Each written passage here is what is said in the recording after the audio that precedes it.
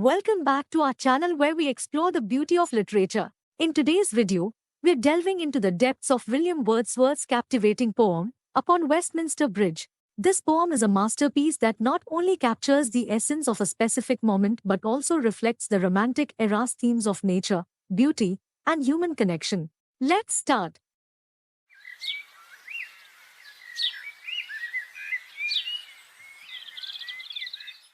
Before we delve into the poem, let's get to know the genius behind it. William Wordsworth, an eminent English Romantic poet born in 1770, was a pioneer of the Romantic movement in literature. He believed in the power of nature to inspire and uplift the human spirit. His love for the natural world and his deep insights into human emotions are beautifully woven into his poetry.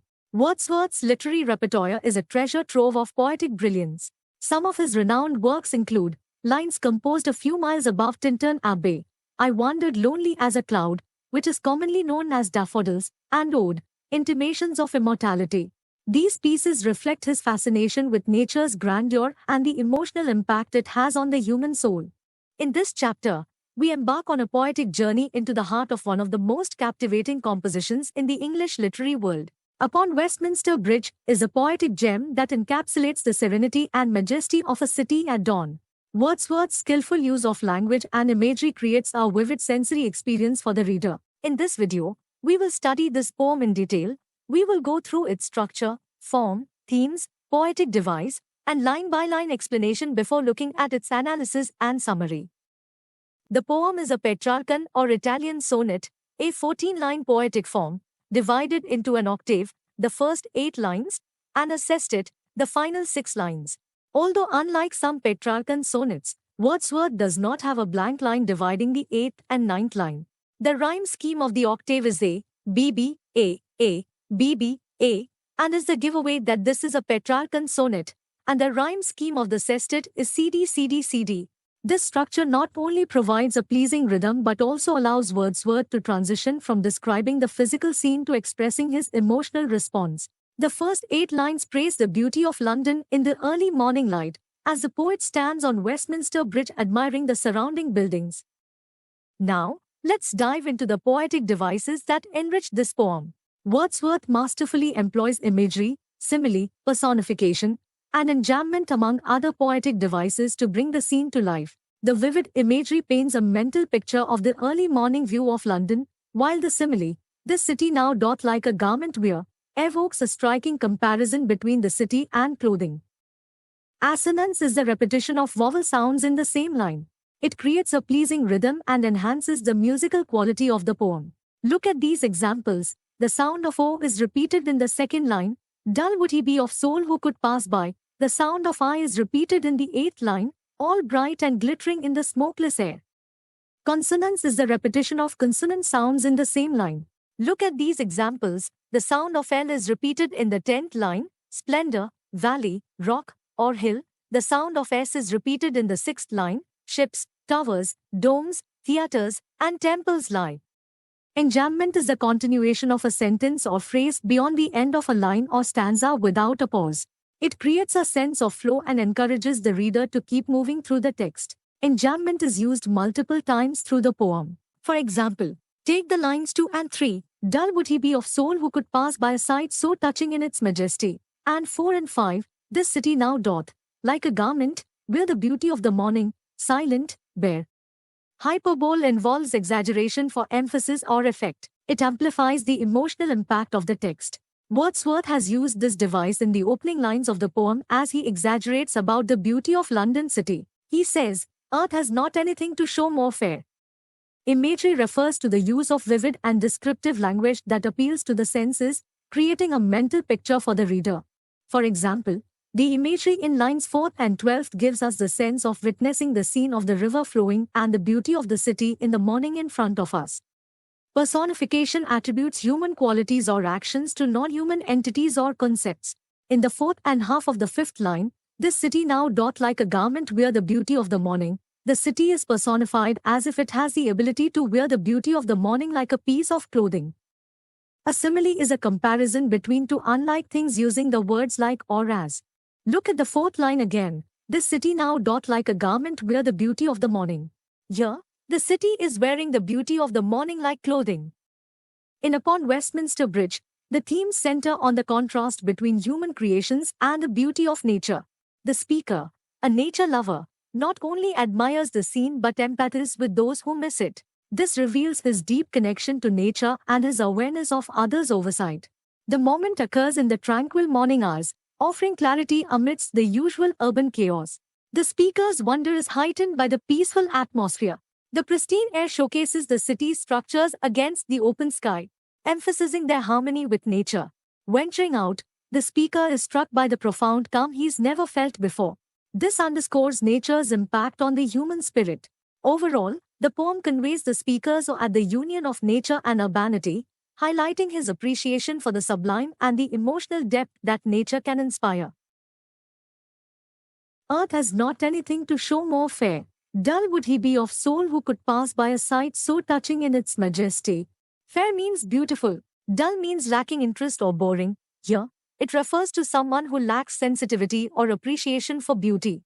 Touching means evoking emotion, moving or affecting. Majesty means grandeur, greatness or dignity. Here, it's the impressive and awe-inspiring quality of the view.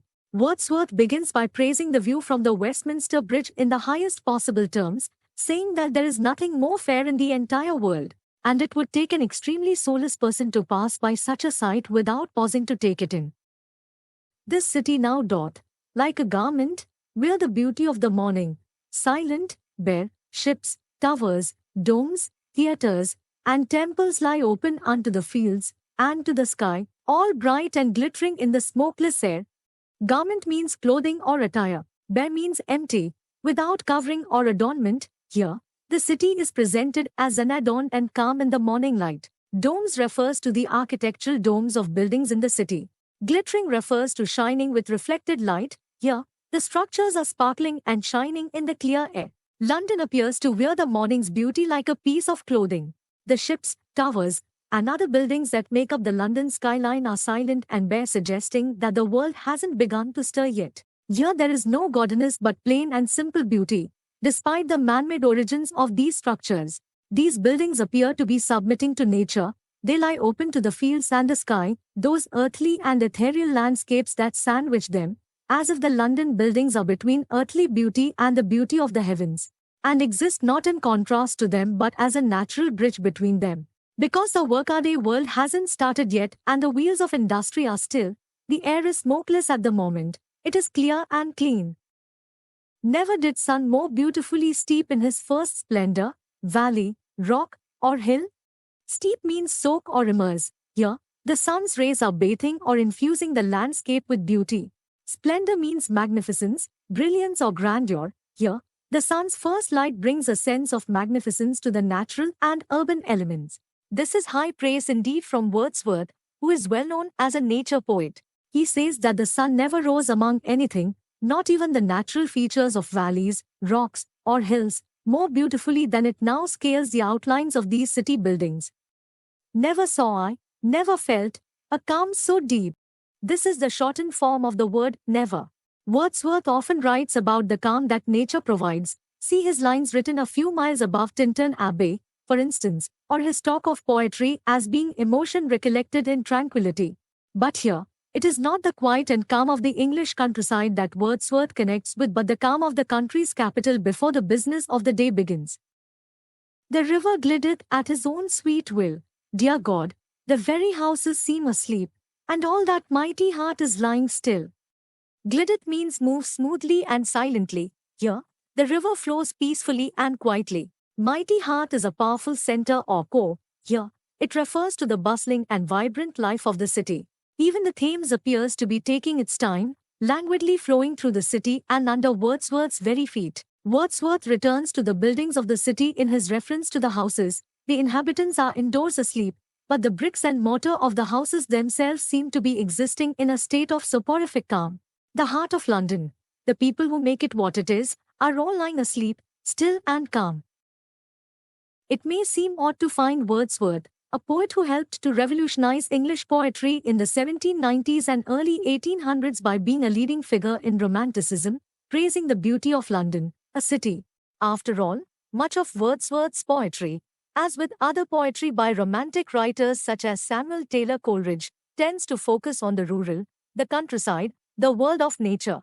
London, even by the early 19th century, was a world of industrialization, smog, that is, smoky fog, created by industrial activity, as well as the center of government and empire, two things that came under heavy scrutiny from the early Romantic poets.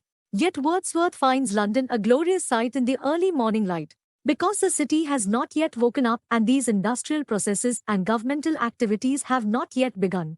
Wordsworth, standing on Westminster Bridge, is a stone's throw away from the seat of government. Everything is calm and unspoilt.